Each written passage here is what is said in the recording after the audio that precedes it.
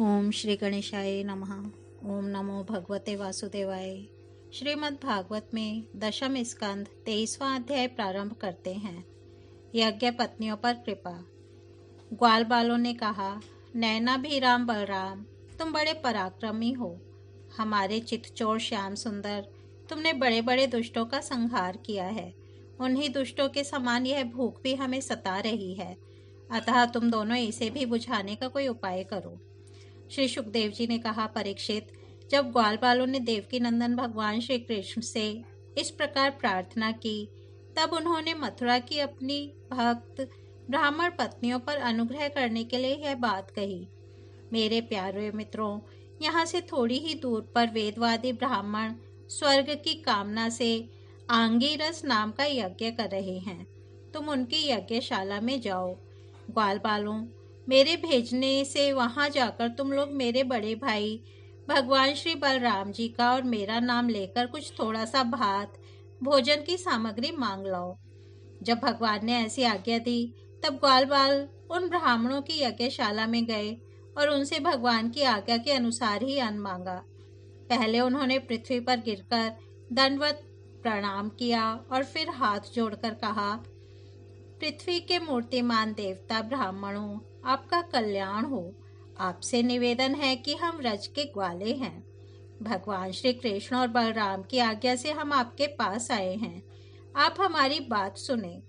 भगवान बलराम और श्री कृष्ण गौएं चराते हुए यहाँ से थोड़ी ही दूर पर आए हुए हैं। उन्हें इस समय भूख लगी है और वे चाहते हैं कि आप लोग उन्हें थोड़ा सा भात दे दें। ब्राह्मणों, आप धर्म का मर्म जानते हैं। यदि आपकी श्रद्धा हो तो उन भोजनार्थियों के लिए कुछ भात दे दीजिए। सज्जनों, जिस यज्ञ दीक्षा में पशु बलि होती है, उसमें और सौत्रामणि यज्ञ में दीक्षित पुरुष का अन्न ही खाना चाहिए। इनके अतिरिक्त और किसी भी समय किसी भी यज्ञ में दीक्षित पुरुष का भी अन्न खाने में कोई दोष नहीं है। परीक्षित, इस प्रकार भगवान के अन्न मांगने की बात सुनकर भी उन ब्राह्मणों ने उस पर कोई ध्यान नहीं दिया। वे चाहते थे स्वर्ग आदि तुच्छ फल और उनके लिए बड़े बड़े कर्मों में उलझे हुए थे। सच पूछो तो वे ब्राह्मण ज्ञान की दृष्टि से थे बालक ही, परंतु अपने को बड़ा ज्ञानवृद्ध मानते थे। परीक्षित, देश काल, अनेक प्रकार की सामग्रियां, भिन्न भिन्न कर्मों में विनियुक्त मंत्र, अनुष्ठान की पद्धति, ऋत्विज ब्रह्मा आदि यज्ञ कराने वाले, अग्नि, देवता, यजमान, यज्ञ और धर्म, इन सब रूपों में एकमात्र भगवान ही प्रकट हो रहे हैं। वे ही इंद्रियातीत परब्रह्म भगवान श्री कृष्ण स्वयं ग्वाल बालों के द्वारा भात मांग रहे हैं। परंतु इन मूर्खों ने, जो अपने को शरीर ही मान बैठे हैं, भगवान को भी एक साधारण मनुष्य ही माना और उनका सम्मान नहीं किया। परीक्षित, जब उन ब्राह्मणों ने हाँ या ना कुछ नहीं कहा, तब ग्वाल बालों की आशा टूट गई। वे लौट आए और वहां की सब बात उन्होंने श्री कृष्ण तथा बलराम से कह दी। उनकी बात सुनकर सारे जगत के स्वामी भगवान श्री कृष्ण हंसने लगे। उन्होंने ग्वाल बालों को समझाया कि संसार में असफलता तो बार बार होती ही है, उससे निराश नहीं होना चाहिए। बार बार प्रयत्न करते रहने से सफलता मिल ही जाती है। फिर उनसे कहा, मेरे प्यारे ग्वाल बालों, इस बार तुम लोग उनकी पत्नियों के पास जाओ और उनसे कहो कि राम और श्याम यहाँ आए हैं।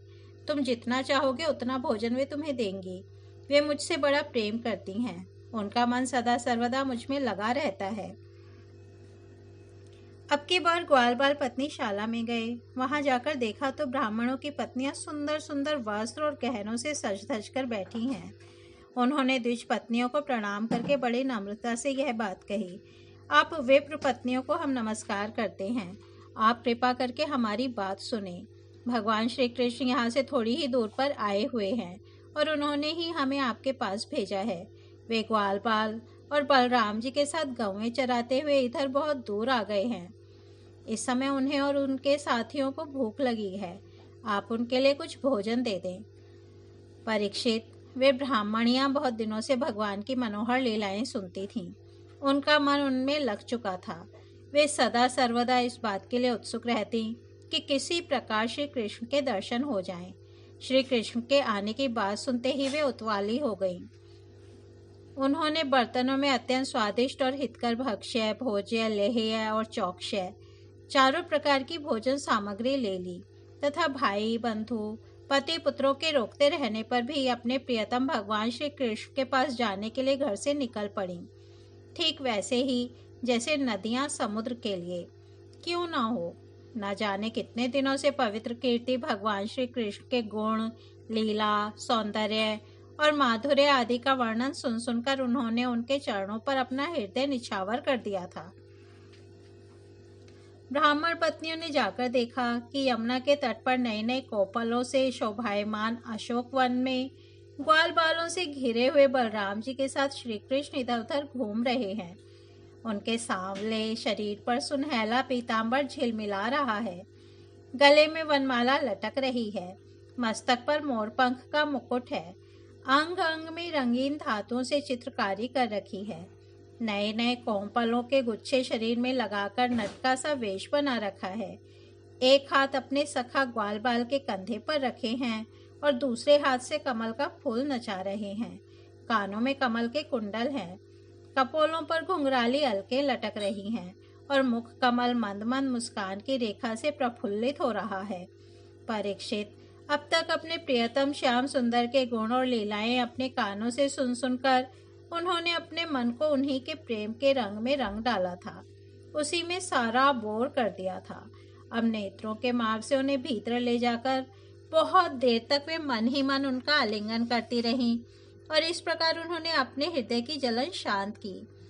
ठीक वैसे ही जैसे जागृत और स्वप्न अवस्थाओं की वृत्तियां यह मैं, यह मेरा इस भाव से जलती रहती हैं, परंतु सुषुप्ति अवस्था में उसके अभिमानी प्राज्ञ को पाकर उसी में लीन हो जाती हैं और उनकी सारी जलन मिट जाती है। प्रिय परीक्षित, भगवान सबके हृदय की बात जानते हैं, सबकी बुद्धियों के साक्षी हैं।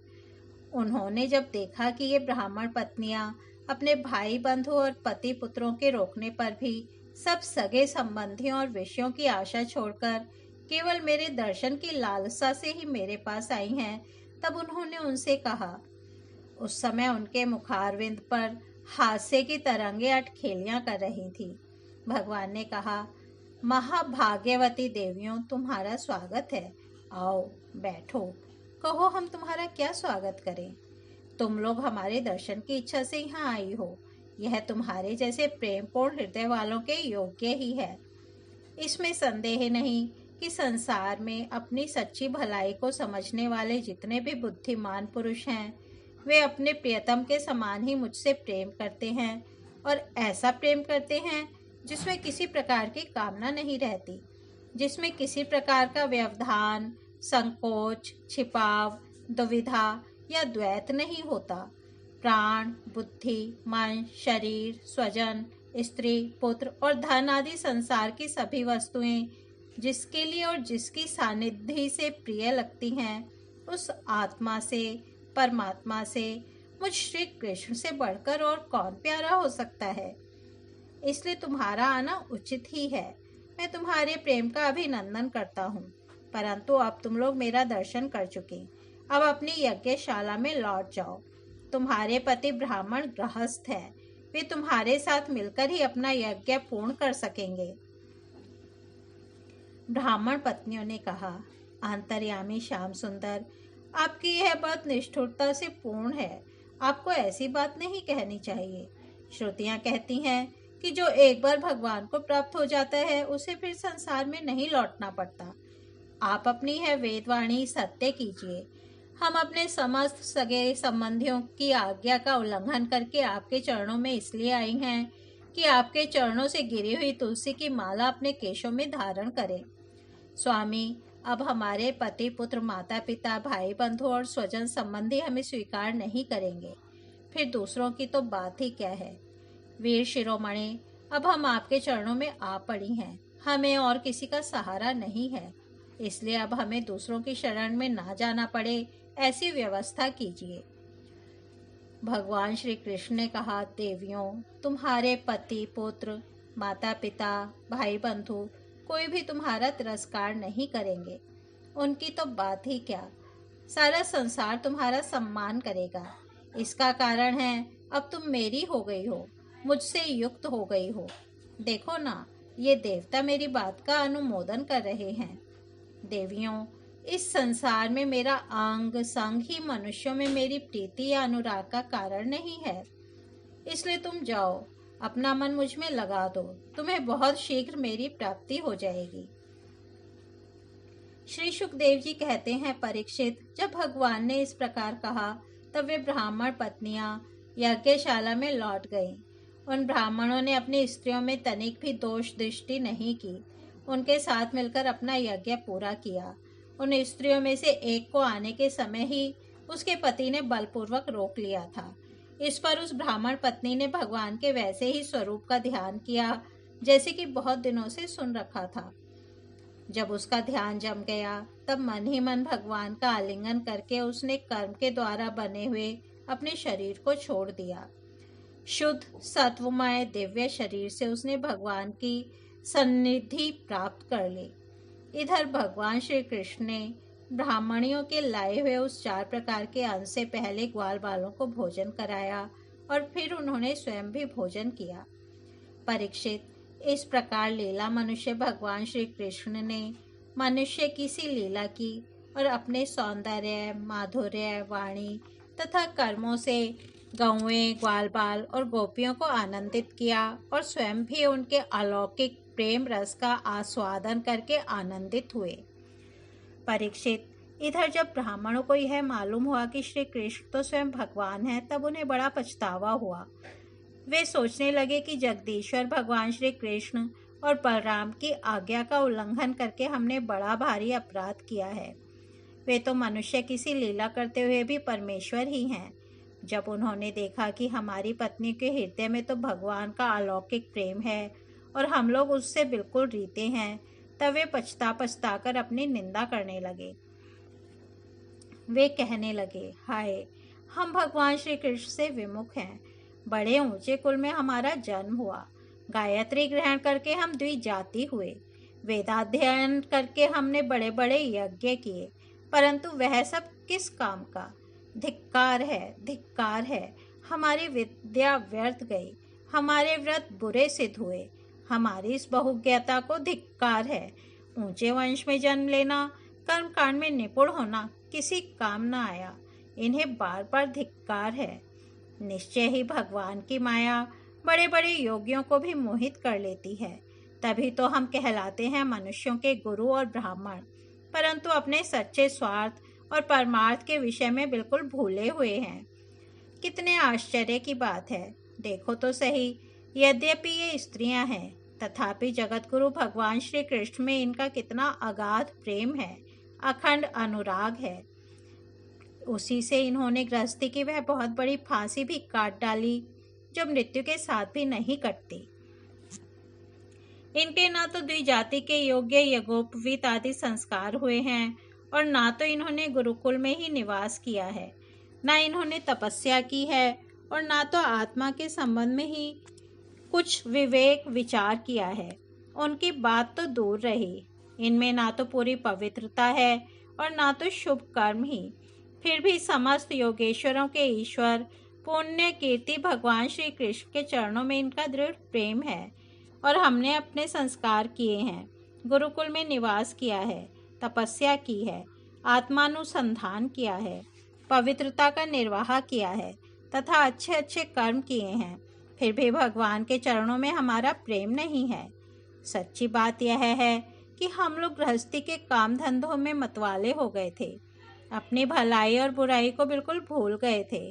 अहो, भगवान की कितनी कृपा है।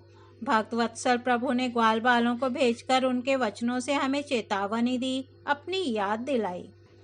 भगवान स्वयं पूर्ण काम है और कैवल्य मोक्ष पर्यंत जितनी भी कामनाएं होती हैं उनको पूर्ण करने वाले हैं। यदि हमें सचेत नहीं करना होता तो उनका हम सरीखे शूद्र जीवों से प्रयोजन ही क्या हो सकता था। अवश्य ही उन्होंने इसी उद्देश्य से मांगने का बहाना बनाया, अन्यथा उन्हें मांगने की भला क्या आवश्यकता थी। स्वयं लक्ष्मी अन्य सब देवताओं को छोड़कर और अपनी चंचलता, गर्व आदि दोषों को परित्याग कर केवल एक बार उनके चरण कमलों का स्पर्श पाने के लिए सेवा करती रहती हैं। वे ही प्रभु किसी से भोजन की याचना करें, यह लोगों को मोहित करने के लिए नहीं तो और क्या है। देश काल पृथक पृथक सामग्रियां, उन कर्मों में विनियुक्त मंत्र, अनुष्ठान की पद्धति, ऋत्विज, अग्नि, देवता, यजमान, यज्ञ और धर्म सब भगवान के ही स्वरूप हैं। वे ही योगेश्वरों के भी ईश्वर भगवान विष्णु स्वयं श्री कृष्ण के रूप में यदुवंशियों में अवतीर्ण हुए हैं। यह बात हमने सुन रखी थी, परंतु हम इतने मूढ़ हैं कि उन्हें पहचान ना सके। यह सब होने पर भी हम धन्याति धन्य हैं, हमारे अहो भाग्य हैं। तभी तो हमें वैसी पत्नियां प्राप्त हुई हैं। उनकी भक्ति से हमारी बुद्धि भी भगवान श्री कृष्ण के अविचल प्रेम से युक्त हो गई है। प्रभो, आप अचिंत्य और अनंत ऐश्वर्य के स्वामी हैं। श्री कृष्ण, आपका ज्ञान अबाध है। आपकी ही माया से हमारी बुद्धि मोहित हो रही है और हम कर्मों के पचड़े में भटक रहे हैं। हम आपको नमस्कार करते हैं। वे आदि पुरुषोत्तम भगवान श्री कृष्ण हमारे इस अपराध को क्षमा करें, क्योंकि हमारी बुद्धि उनकी माया से मोहित हो रही है और हम उनके प्रभाव को न जानने वाले अज्ञानी हैं। परीक्षित, उन ब्राह्मणों ने श्री कृष्ण का तिरस्कार किया था, अतः उन्हें अपने अपराध की स्मृति से बड़ा पश्चाताप हुआ और उनके हृदय में श्री कृष्ण बलराम के दर्शन की बड़ी इच्छा भी हुई, परंतु कंस के डर के मारे वे उनका दर्शन करने ना जा सके। इस तरह से श्रीमद् भागवत में दशम स्कंद 23वां अध्याय समाप्त होता है। कल हम 24वां अध्याय इंद्र यज्ञ निवारण सुनेंगे। तब तक हम यहीं विराम देते हैं। हरिओम तत्सत।